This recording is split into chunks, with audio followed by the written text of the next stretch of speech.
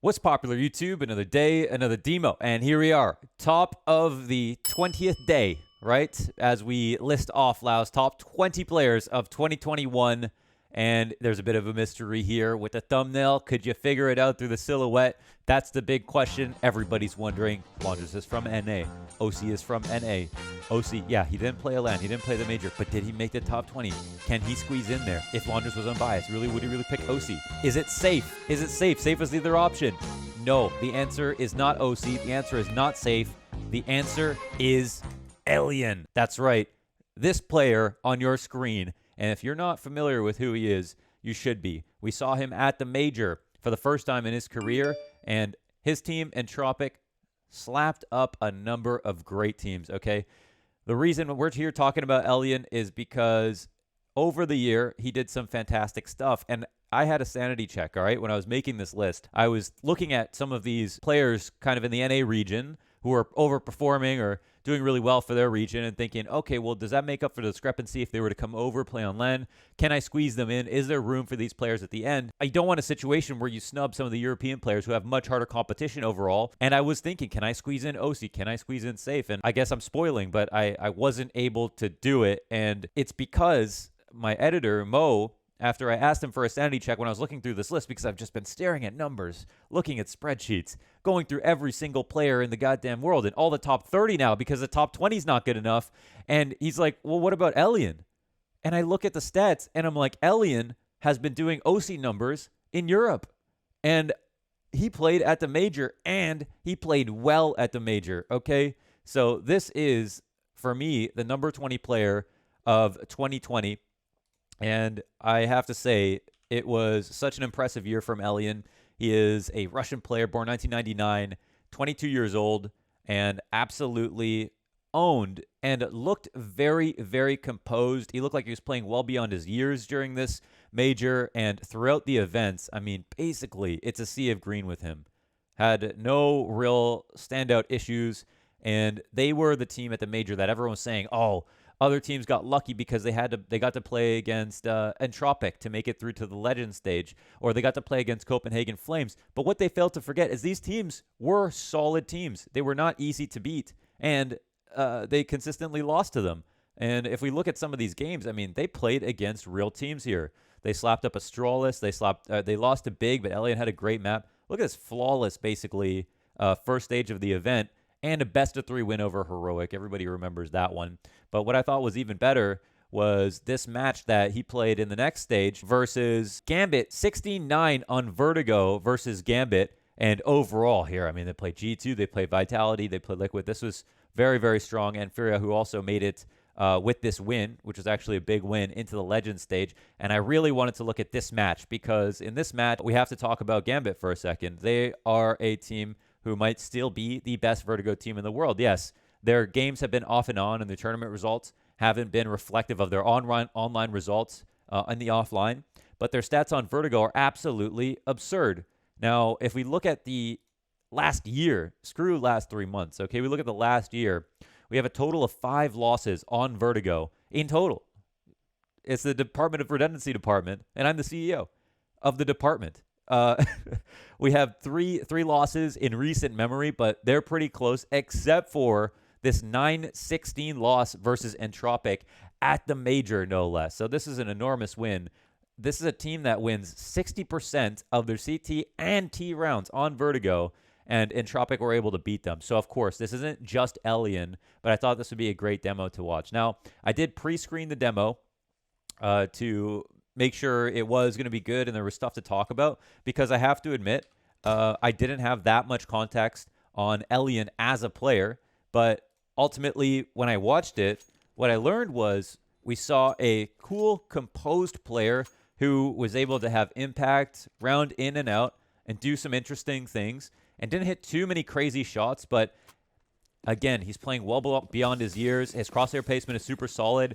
I think the shining attribute of Elian is his immaculate pre-aims. Almost every single time he picked an angle to hold or one that he wanted to clear, whether it was with a rifle or with an op, it was almost always within millimeters of his opponent. Almost no flicks in this run.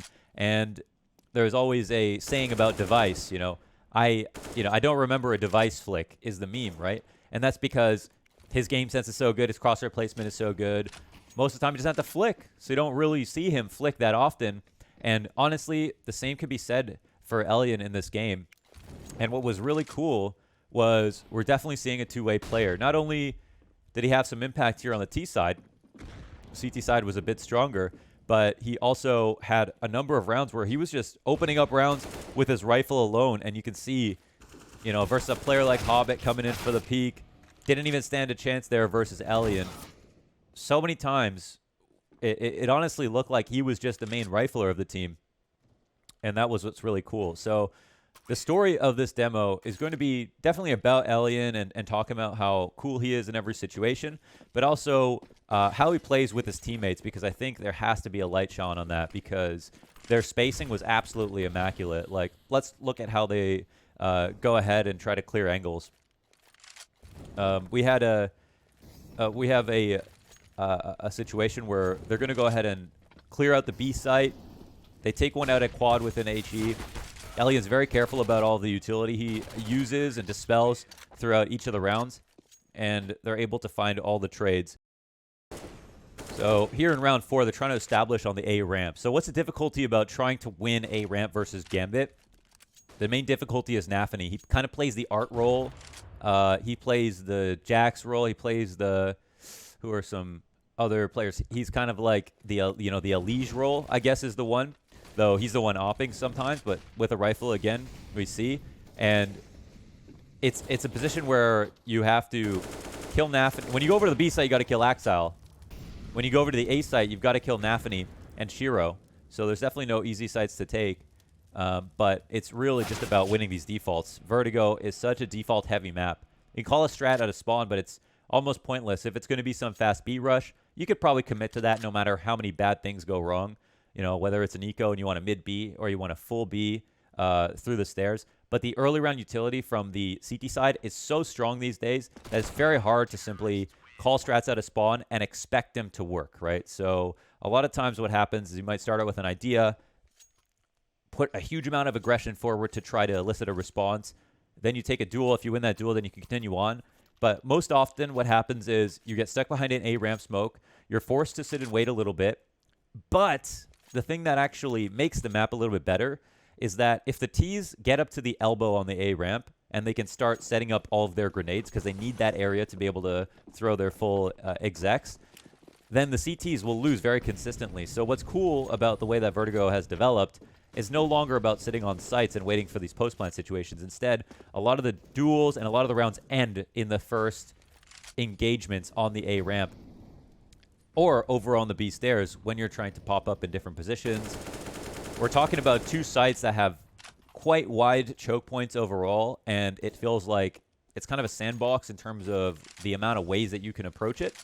And we'll see a lot of boosts come into play, a lot of different styles of peaks over top of smokes, and that's pretty much how you have to work it. And the game plan for Entropic in this match was to punish everybody peeking from the left side first, because if Shiro's over here on the short shelf, then they can't really swing on him too easily. If they come over to the left side and they boost up, it's a bit more unnerving for Shiro if he's peeking on the sandbags or the crane, and Shiro himself has to worry about an op being present on that side. So they focused in towards this left side sandbags and the sandbags up here to try to establish control. And a lot of the times we saw Gambit actually not take the fight, not go for those peaks, and then they started to shift over towards the right. But this is where it gets very scary normally for the CT side when they have to fight all the way back. And now we pay attention to the mini-map a little bit, and we can see that Entropic are always very aware of what their next closest teammate is doing. And if we have a position where we can push the short shelf and start to wrap the site, then Elian can scale to onto the site. But if you don't kill the guy who's sitting behind the yellow wall, waiting for a short shelf player, then your A ramp guy cannot get through. It's just impossible. So they're very careful about that. We have a save on this round, and we'll move on forward. Here's another round that starts out towards A, and once again, we're going to see the boost for the left side peak to punish the crane peak. To punish the Yakinder smoke is something that gets thrown on the A ramp, where Yakinder always throws it. He would peek over it. And here's a frag where Forrester is assisted to come through, right? And you can see some of these entropic setups are based on trying to sweep the legs. If you have a situation where Nafany gets his first kill, or you have a situation where Nafany dies like that, Shiro might take a chance and try to peek on the left side. So you'll see Entropic in a number of situations with very tight spacing are aware of where the next fight is going to come from and are oftentimes primed to force the defense to collapse completely if they take any risk.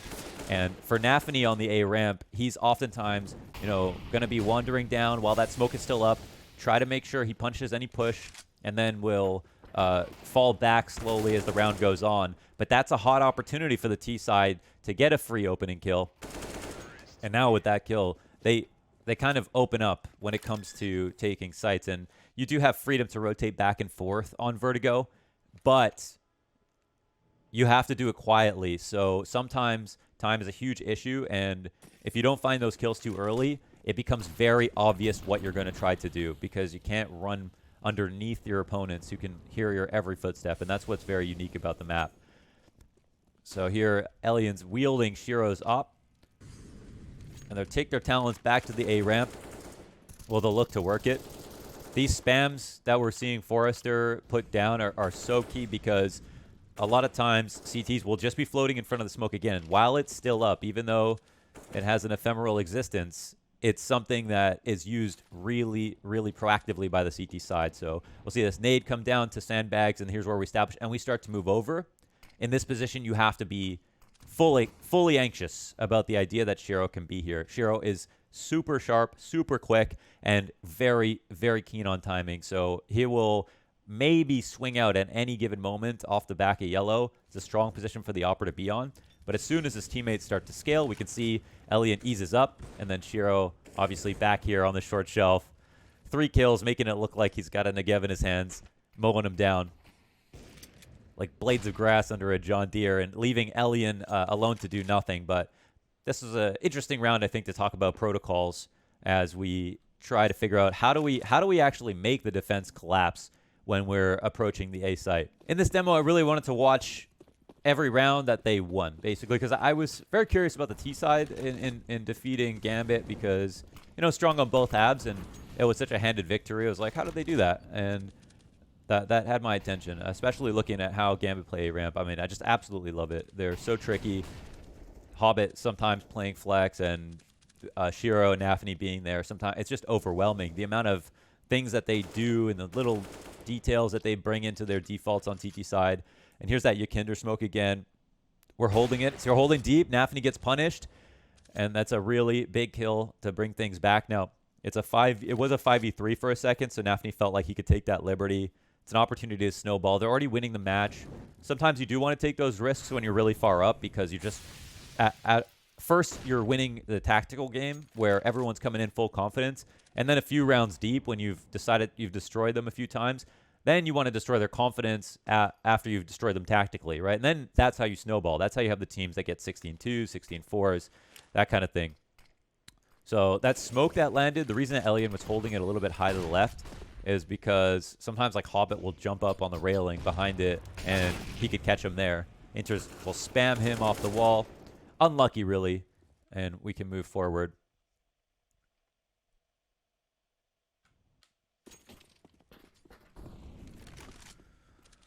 Once again, we're waiting for the one round that the Crane Peak comes out. Now, the CT utility is so powerful here. I mean, it's rare these days you get a pure duel going one way or the other, but it's one of those things where if you're on the T side and you've got not much else to do, and you can't rush up the ramp in the first place, you might as well wait to see if the CTs make a mistake, they make a callous peak, and they force them to regret it, right? And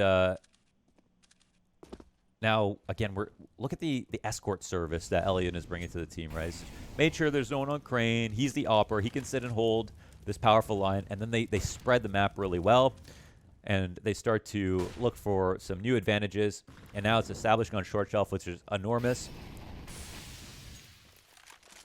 And we'll see. Options are still a little bit lower now that we've got an entire player down on their T side, but look at that shot, man. I could barely see the top of his cap. An unbelievable kill versus Hobbit, and there are flashes of brilliance from Elian in this match. I think I was watching the game, and I was more impressed tactically and with how composed the whole team was and how Elian fit in very nicely and the spacing and everything like that. But yeah, once in a while he hit a shot that would make you think, that make your neck crack. You know what I mean?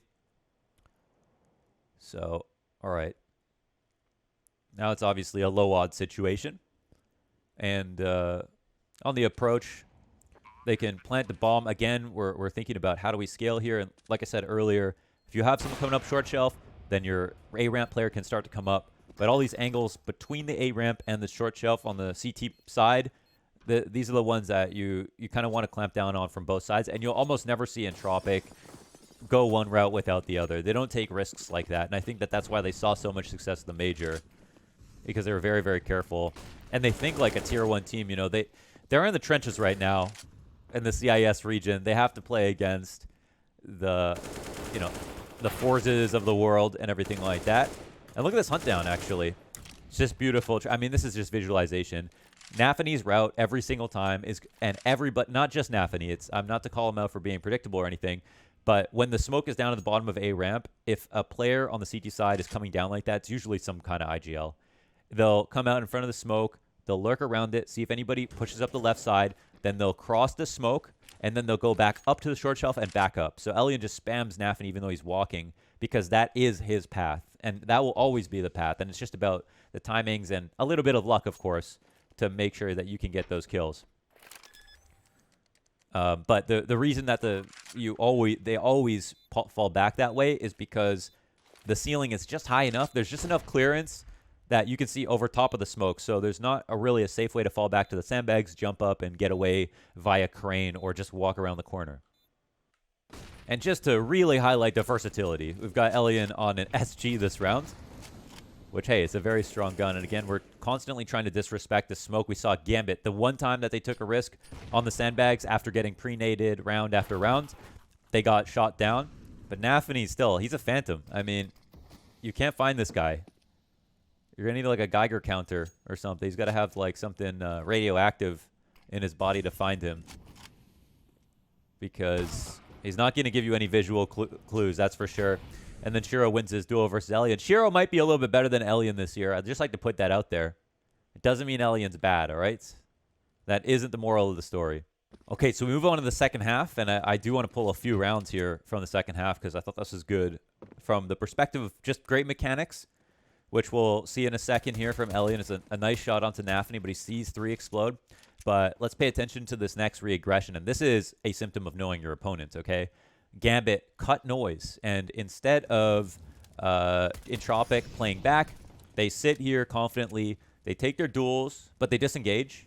Now they hear the reload, noise is gone, and there are 3 ready to re-aggress on the A-ramp. Now, there's a moment here where re-aggressing on the A-ramp is really bad, because this high wall in front of you, we see so many teams, they flash peek it, they try to retake A-ramp, and then what happens? The T's, they dodge the flash, get behind cover, and it's too hard for players like we're seeing from Elian right now to get forward enough to punish the players who are flashed. And then they become unflashed, and then they peek again, and all the CTs are just out in the open with no cover whatsoever. So it somehow ironically becomes a very T-favored engagement, even if you come through with a flashbang. But because of how quick Entropic moved and quietly, they're able to beat a timing here. And they also call out Gambit, you know, for trying to establish, take control, wait, and then explode again. And it's so much easier said than done, right? Everybody knows this about Gambit, but being confident enough to call that right away, follow through, that's the hard part. So when we look at Elian, he's going to be spending half his time on the A site, and then he's got a vacation home over on B as well at an Aruba. He's looking for the boosts in this situation. And, you know, I think one thing we're going to see from him is that his pre-aims are always really crispy. I almost never see him mess up his crosshair placement when he goes for clears, and that kind of thing can mean the world at this level where you've got Nafany, Hobbit, Sheer enters, like every single person can pop up and kill you. Axal will just bust your door open within a moment's notice, and they'll boost. So if your pre-aims aren't exactly on point, it's going to be very, very hard to pull out the victory. So this is just an A-ramp smoke from Elian. And you're going to see him floating between both sides, throwing some supportive utility here and there. And one thing he does a very good job of is staying alive. I mean, you see him get the kills when he feels like there's just the right amount of pressure to fight. But moments like these is like, okay, we've got some interesting angles out of Elian too. Like, how often do you see players play from this position? And the reason is because you can only have that position opened up if you have A-ramp control. But if you're sitting there on the jump up, waiting for the short shelf guy, that guy's going to pre-aim you. It's kind of like playing Coffins on Inferno. It's a strong headshot angle, but people have pre-aimed it so many times in their careers that they'll be able to kill you just because of muscle memory. But Elian just on the lower ground there in front of the default, it's not a position that you would naturally clear coming out of short shelf because it's not a safe position to be if you think A-ramp is taken. So that's there to punish any lurkers. And we see Elian playing a new kind of different angle. Not a brand new angle, of course. There are barely any brand new angles in CS, but something that is lesser played that's also very powerful. But again, it's just that little awareness. You know, in a game where you have 7 or so rifle rounds a half, I mean, these players who have these unreal stats over the course of a year, it's every little thing, right? It's very fine margins at this point. So you really need to pay attention to all the small details, because if you're a bit too over aggressive, like me, I'm so impatient. You know, I can barely finish a book. But if you know, you're gonna play a game of CS, you got to realize the game will be over fast, and you wouldn't have had that many times to come in for the kill. So here's a super aggressive play with time on their side. The aim is very good for Elian, and that's always the nice thing. You know, you got a player who has nice aim, but then they also have discipline. That's the kind of player you want on your team. And when I see Elian play, I'm like, man, there are probably a couple of international rosters that have been eyeing him for a little bit. I wouldn't be surprised if he's got some good offers. His op is called fastest man alive. You got to love that. I mean, he is quick. There are a couple of shots that are pretty bonkies. Can we coin that? Bonkies? Probably not. Again, pre-aiming for all the different boosts. And it's the same boost that he'll use when he's approaching on the T side. Never think your opponents are smarter than you. Okay, here's a piece of advice. If you're going to do something on the T side, look for it on the CT side. If you're going to be scared of something on the T side, then punish that on the CT side. You know, think about what you would do, because you're very smart. And I've told you this before, but I think oftentimes a lot of the reasons we lose when we talk about confidence and stuff and low confidence is we think our opponents are better than us, that they're not doing things we would do. But in reality, we're all very similar, right? You could have two perspectives, that we all are very, very different, or you could have the much better Alpha Chad Sigma Male mentality, that we're all very similar, equals, right? And that everybody is thinking on a relatively similar level. And sometimes your biggest opponent is yourself. Don't defeat yourself and assume that your opponents are smarter than you. They're just as dumb as you are. This is a game versus Gambit. And in games versus Gambit, their strategy is to make you blink. When you blink, then they kill you. And if you don't blink, then your eyes become dehydrated, and then they still kill you. So the way to beat them is to basically have the level of concentration of Rops with the aim of Nico, and then, or just the aim of Rops. And then you can kill them back. And in Elian in this situation, the only way to keep yourself entertained and to be able to be effective is to think that Gambit are around there, but they're waiting. So in these positions, he's holding for these boosts forever, right? And he's probably reading something on his Kindle in the other hand, because he knows something is going to happen, but he's pretty sure it's not happening now. But that is the thing about Gambit. Suddenly, they will just be there. And here we are, like the 4.5 second flash. And Elian will finally find the timing. He's out behind defaults. Super solid. One player up in Shiro, and he'll ring an op shot off. And they'll know that's all they have to do. Uh-oh. It's time to go. Oh, okay. No way. Hobbit in this F1. Okay. Max Verstappen comes flying around the corner. And he's got a Tech 9.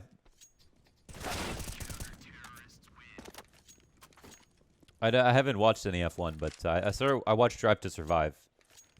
And people are like, oh, it's so over-dramatized. I'm like, I don't care. I just want to see people get mad and hit each other. I don't watch this sport. And I might start. It looks pretty sick.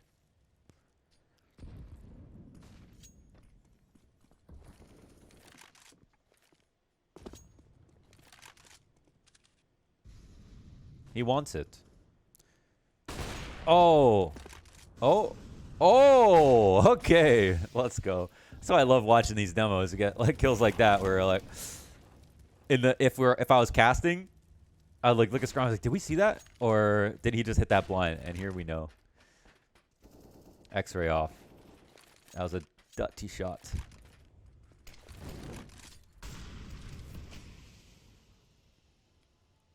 Yeah, and you know he's been waiting for all these different... He's not oftentimes just held straight down the stairs this way.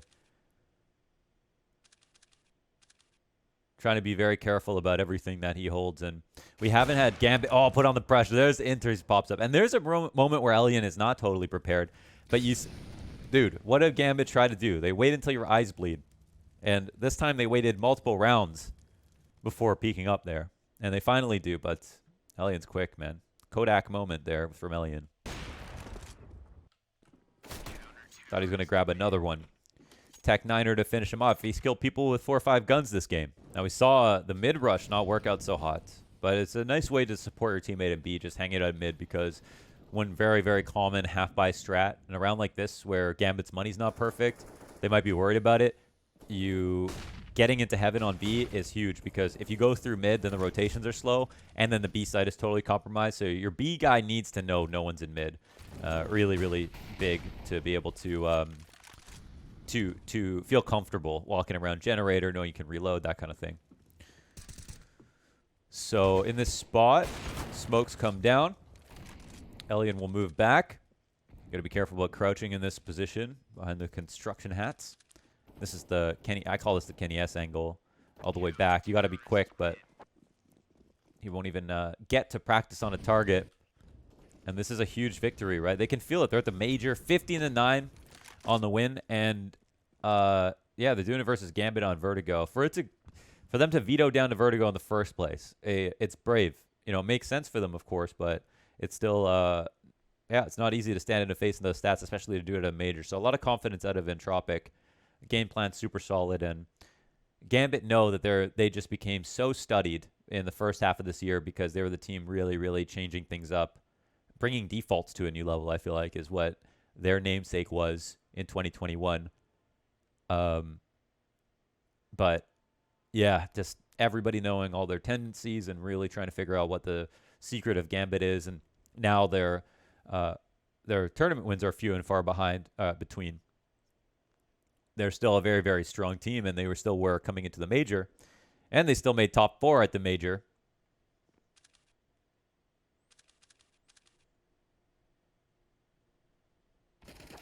I mean, yeah, Axel, what's he going to do? He's got to kill 5. He's got to kill 4 players in plant as well. And that's the end of that. A demo review from Elian. I hope to hell that the audio recorded, everything went well. Today is the first day of the top 20.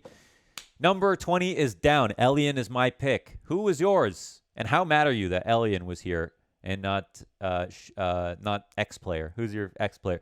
There are a couple of names on my list that some people are not going to be happy about. You know what I mean? Not going to be happy about, but I cannot look at stats anymore, right? I cannot look at stats. I'm trying to make sure I find some balance of the stats, the big events, appearances, the performances, the deep runs, some little bit of results, not too much, and then also just who I feel like when we watch is a strong player. You know what I mean? Because ultimately stats tell the whole story if you have them, but we don't have all the stats that we need to tell the whole story. Stats could go way farther, and a lot of the stats platforms I talk to regularly are constantly talking about how HLTV is just very scratching the surface, and it drives a lot of the narratives about who's good and who isn't. So it's not to say they're doing a bad job, and HLTV need to be careful about what stats they bring in. They should be the last ones to bring it in, because when they bring it in, everyone's going to talk about it. So I think it's important that the smaller ones, the smaller stats platforms and stuff, are more experimental. They bring some innovation. Eventually, they make their way to the top. But when we talk about HLTV and their stats, there's only so much, we can grab from it, and we have to be mindful of that. So, yeah, respect to the stats, but at the same time, respect to just the fact that we watch the games and we have our ideas of who's good and who isn't. Yeah, I've got some interesting ideas for stats to talk about that aren't being talked about. But yeah, I hope you enjoyed that. That was number 20 and 20 days of uploads in a row. So looking forward to number 19. You can let me know who you think number 19 is as well. I'll see you tomorrow.